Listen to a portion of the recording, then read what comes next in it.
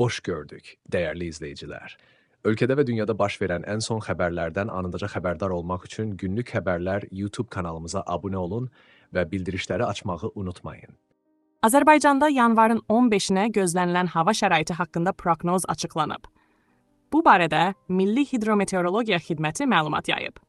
Bildirilib ki, Bakıda və Abşeron yarımadasında hava şəraitinin dəyişkən buludlu olacağı, arabir tutulacağı gözlənilir. Günün birinci yarısında fasilələrlə yağıntılı olacağı ehtimalı var. Mülayim şimal-qərb küləyi əsəcək. Havanın temperaturu gecə 1-3 dərəcə isti, gündüz 4-6 dərəcə isti olacaq. Atmosfer təzyiqi 767 mm civə sütunu təşkil edəcək.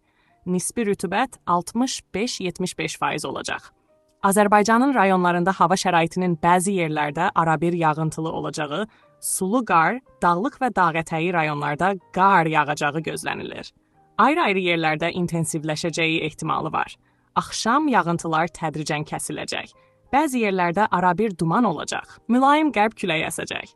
Havanın temperaturu gecə 2 dərəcə şaxtadan 3 dərəcəyə də isti, gündüz 4-8 dərəcə isti, dağlarda gecə 5-10 dərəcə şaxta, yüksək dağlıq ərazilərdə 11-16 dərəcə şaxta, gündüz 2-5 dərəcə şaxta olacaq.